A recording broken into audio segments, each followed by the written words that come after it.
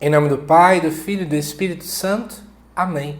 Amados irmãos e irmãs, é com muita alegria que estamos aqui para juntos estudar e meditar o Evangelho que a nossa igreja nos apresenta para o segundo domingo do tempo comum do ano A. O texto de hoje se encontra lá em João, capítulo 1, versículos de 29 até o 34. De antemão, se você não é inscrito aqui no canal, se inscreva, tá bom? E compartilhe esse vídeo com mais pessoas. Amados irmãos e irmãs, o texto diz assim: naquele tempo, João viu Jesus aproximar-se dele e disse: Eis o Cordeiro de Deus, que tira o pecado do mundo. Dele é que eu disse: depois de mim veio um homem que passou à minha frente porque existia antes de mim. Também eu não o conhecia, mas se eu vim batizar com água, foi para que ele fosse manifestado a Israel. E João deu testemunho dizendo: eu vi o Espírito descer como uma pomba do céu e permanecer sobre ele. Também eu não o conhecia, mas aquele que me enviou a batizar com água me disse: aquele sobre quem vires o Espírito descer e permanecer, este é quem batiza com o Espírito Santo. Eu vi e dou testemunho, este é o Filho de Deus. Amados irmãos e irmãs, como entender melhor esse texto do Evangelho? Vamos juntos aprofundar. Vamos lá? Primeira coisa interessante é que aqui João dá um título para Jesus. João, quando eu falo, é João Batista. Porque diz assim que João Batista viu Jesus aproximar-se e disse: Eis o Cordeiro de Deus. Essa expressão, ela é apresentada em grego como amenos tou theou. Ou seja, amenos quer dizer cordeiro, theou é Deus. Então, eis o Cordeiro de Deus. Essa expressão só aparece 2 vezes em todo o Novo Testamento. Ela aparece aqui agora e alguns versículos depois, quando nós chegamos lá no versículo 36, que a liturgia não apresenta dentro do Evangelho deste domingo. Porém, Jesus também é dito como Cordeiro no Novo Testamento em 2 outros momentos. Eu vou te dizer a título de curiosidade. É apresentado lá em Atos dos Apóstolos, capítulo 8, versículo 32, e também na primeira carta de Pedro, no capítulo 1, no versículo 19. E aí é o seguinte, aparecem conotações diferentes, tá bom?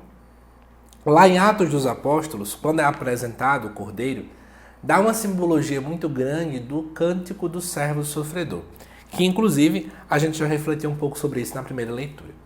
Então dá-nos a entender um pouco de que, neste contexto de Atos dos Apóstolos, Jesus é visto como Cordeiro, porque uma outra expressão para servo sofredor seria Cordeiro sofredor. E aí dá uma conotação, quando nós olhamos assim, para uma paciência diante dos sofrimentos. Porque lá em Isaías, os cânticos do servo sofredor trazem essa conotação. Na primeira carta de Pedro, dá uma ideia, de um cordeiro que é imaculado, que não tem pecado, que não tem culpa. Então veja, o título Cordeiro tanto traz a paciência diante dos sofrimentos, como também de não ter culpa. No Evangelho de João, o evangelista coloca Jesus ele sendo crucificado justamente na Páscoa. Por isso que nós costumamos dizer que o Evangelho de João é extremamente pascal. Então, aqui, provavelmente, traz-se uma alusão do Cordeiro Pascal. Todos os anos tinha-se um Cordeiro Pascal que se lembravam naquele momento. Daquele sangue do Cordeiro também, que lá em Êxodo era colocado sangue na porta para poder libertar o povo do anjo da morte que viria matar os primogênitos.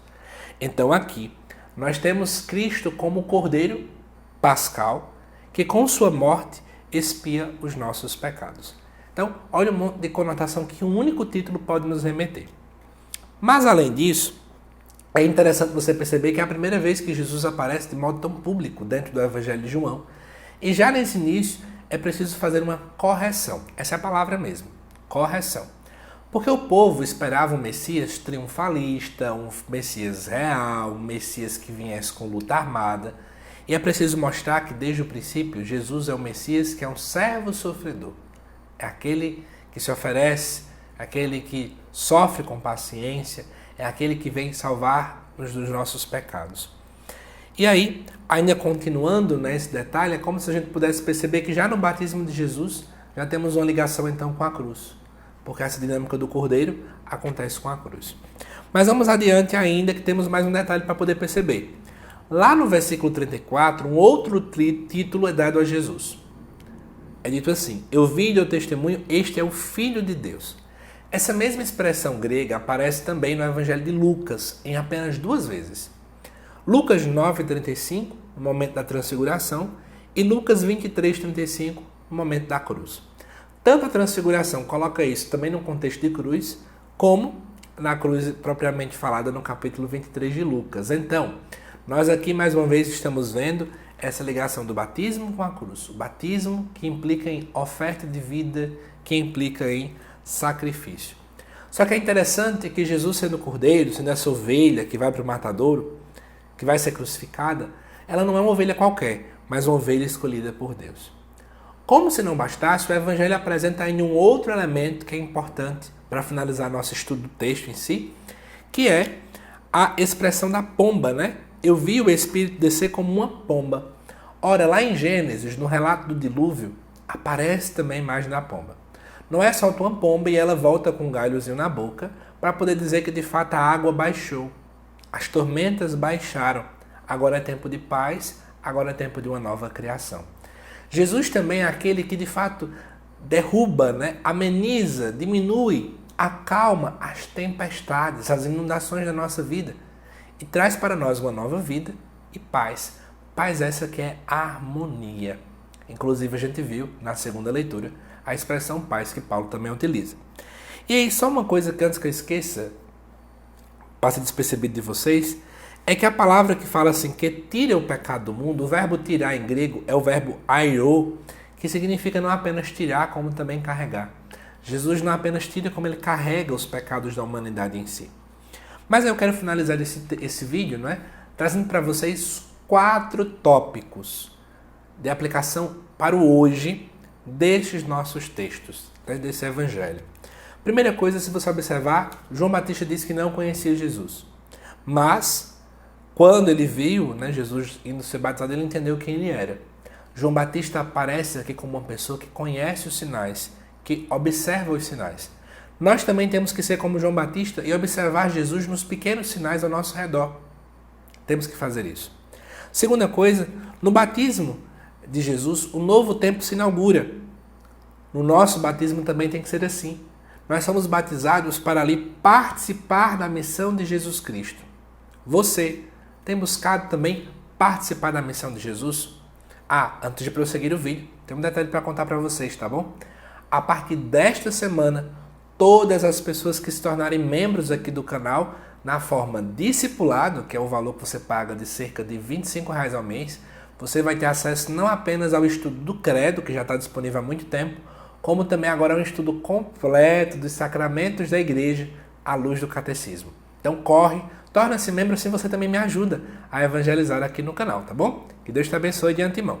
Mas voltando, nós somos chamados pelo batismo a participar da missão de Jesus. Você tem assumido seu batismo? O Evangelho também nos convida a pensar sobre isso. 2 coisas também para finalizar. Uma é, João Batista entende que ele tem como missão anunciar Jesus, não ficar se autopromovendo. A gente também tem essa consciência. E outra coisa, como você percebeu, o batismo está eminentemente ligado à cruz.